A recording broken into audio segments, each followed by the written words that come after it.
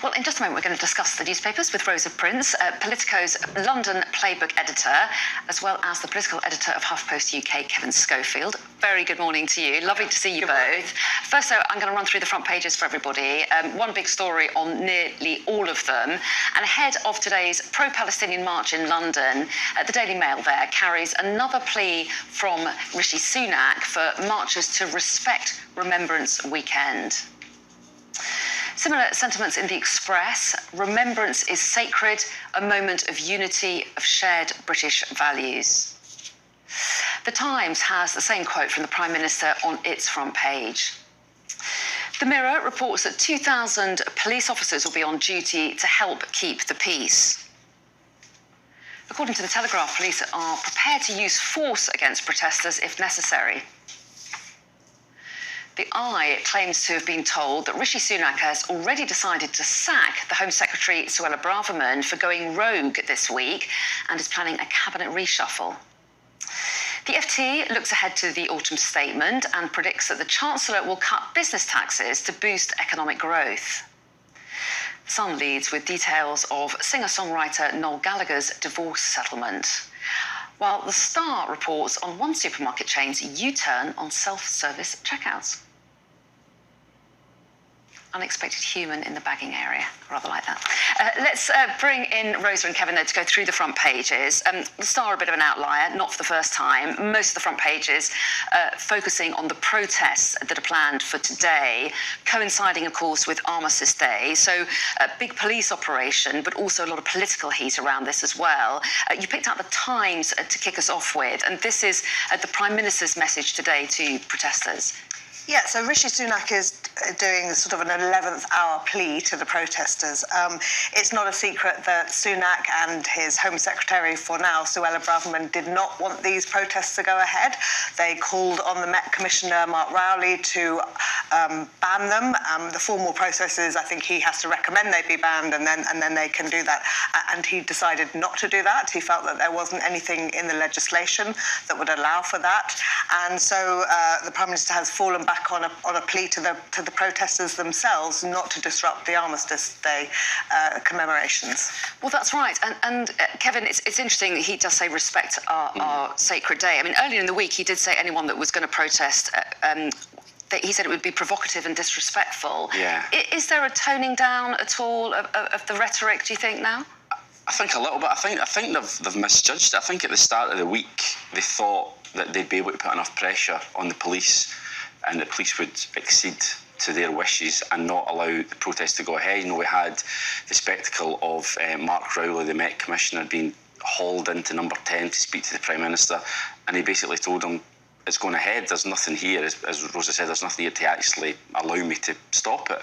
So I think it's made Rishi Sunak look a little bit weak. Actually, I spoke to one Conservative MP who said, no, if they'd really wanted to ban it, they could have passed a very simple one-line bill in Parliament this week and it would have been banned. And the fact that he didn't do that shows that they were all mouth and no trousers, really. You know, they were like looking to put a lot of pressure on the police, but in actual fact, they weren't willing to sort of push right through and ban it. So yeah, he's had to tone it down a little bit because at the end of the day, they don't want there to be violence and disrespect for remembrance. So everyone's hoping it'll pass off peacefully. But I think there's a danger that all week ministers have been almost talking up the possibility of trouble, and we'll just have to see if that's how it transpires.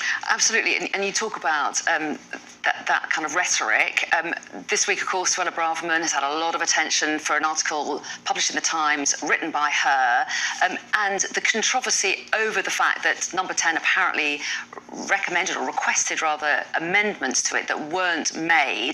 So a lot of question about her future. The Eye picks up on this, doesn't it? They are suggesting that the Prime Minister has already made a decision that he's going to boot her out in a reshuffle. Yeah, that's what the Eye is saying. I wonder if that's right. I wonder if Rishi Sunak himself knows what to do about Suella Braverman.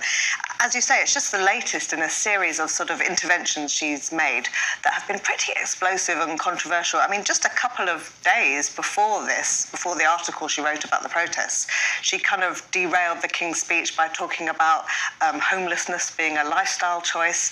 Last month, during Conservative Party conference, just the week before, she said that people were seeking asylum, were faking being gay so that they could escape persecution. She talked about, if you remember last year, dreaming, fantasising about getting people on the Rwanda flight. So she's kind of become a problem for Rishi Sunak. But the difficulty for the Prime Minister is that if he sacks her, that's going to be a problem as well. A couple of the papers are talking about some complaints that have come from the right of the party, putting pressure on him not to sack her. And I think if he did do that, she would kind of become a problem for him on the backbenches. You know, every time he tried to do something she disagreed with, she would be very vocal. She would be almost a rallying point for people who are opposed on the Conservative side to his premiership. So he's kind of damned if he does and damned if he doesn't. Do you agree with that, Kevin? Because his authority has been defied by her in publishing the article and in its original state. So does he look weak not sacking her, or does sacking her actually cause him more problems? I think he does look weak. I mean, it was quite an extraordinary moment a couple of days ago when Number 10 confirmed that the article in the Times wasn't signed off by the Prime Minister. You know, that is highly unusual. And I think at that time, everyone assumed that the natural conclusion to that would be her losing her job. He's obviously taking his time, making a decision as to what to do. There is obviously a reshuffle coming up. That in itself has been promised. We've been talking about that for weeks. It's been months, really. Yeah, I mean, I think it will happen eventually. Okay. I mean, I spoke to someone in Number 10 a couple of days ago before this who said it'll be after the autumn statement. But now there's talk, because obviously Suella has put a bomb under all of that. They'll have to bring it forward, and then he can get rid of her as part of a wider reshuffle. So he's not making, an example of just her. There'll be others will lose their jobs as well. But Rosa's right. You know, if he does get rid of her, then that doesn't make all these problems go away. It just means that the right of the party are even angry with him, and they're not happy with him already. And also, Suella supporters will be up in arms. But I don't think it will bother her one little bit. She is thinking about the future and becoming leader in the future. That's the charge that's being put at her door, that this is all about a future leadership campaign. Do you think there's any truth in that, Teresa? Yeah, I don't think it's the only reason. I think one big reason is she quite likes the fuss and the attention. I think she likes being at the centre of everything. I think another reason is that she really believes in what she's saying. She's not putting on a pose. I think she's quite sincere in her beliefs. And that's why she's popular with some on the right of the party. They just like her plain speaking. Absolutely. But I think it would be naive to think that she's also not got one eye on what happens after the general election. And I think she ran for the leadership last time around. She kind of didn't really stand out from the crowd. So she's looking to differentiate herself and to emerge as the candidate of the right. And either way, if she stays in office and is a very disruptive Home Secretary, that's good for her. If she goes to the backbenches, she can almost start that leadership campaign for after an election that the Conservatives lose straight away.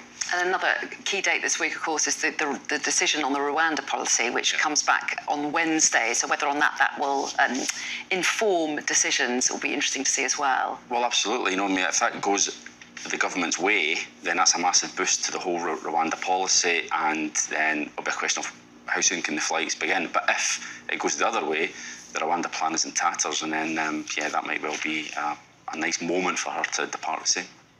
Let's move on to the Mirror, which I don't have here, but I think it's a picture of the cenotaph, isn't it? Yes, you've got it there, torn apart. So, again, the focus by the Mirror on today's protests and the concern that it could disrupt Armistice Day. Now, the protesters themselves are saying that they've cooperated with police, they're making sure the route steers well clear of the cenotaph, but there has been concern, hasn't there, and a big police operation today. Yeah, expect. So this is almost part of what we were talking about earlier, the sort of politicisation of this issue. I mean, actually, today's events are not usually a huge moment. It's very much Remembrance Sunday, which is tomorrow. Today is to mark the moment which was the end of the First World War. It's normally quite a low-key event. So it's a bit strange that politicians have conflated the two. As you say, the organisers say... But they would say it's a day of kind of respect and solemnity, and they don't want any sign of any kind of trouble anywhere nearby or disrespect. Yeah, I mean, I think that there is an issue about the marches and a real question about sort of almost a classic collision of rights, the right to protest, the right to freedom of speech, the right to raise concerns about what's happening to the people of Gaza, with the right of the Jewish community not to feel intimidated for things that are hate speech not to be expressed. And that's quite a pure political question, and it's come down, it's almost been muddied by this question of whether it interrupts the Armistice Day events, which the route, as you say, the route doesn't go past the cenotaph. It actually starts a couple of hours after the commemorations this morning are due to conclude.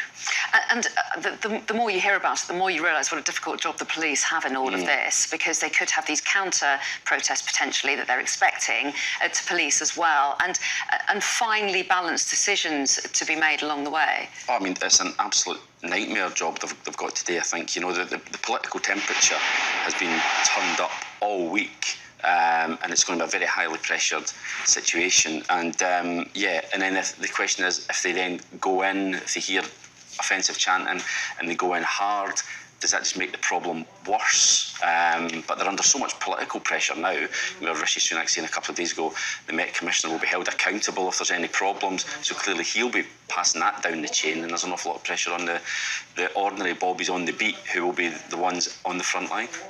Indeed, although we did hear from the Home Secretary last night that she had a meeting with the Met Commissioner, Smart Rowley, last night, and said she had full confidence in the policing operation. So whether that's a toning down of her rhetoric or not, I think so, yeah. You can decide. Anyway, lovely to see you both, and I'm happy to say you'll be back in another hour and we can talk about more of the front pages, because there's plenty else around. Thanks both very much indeed. Thank you.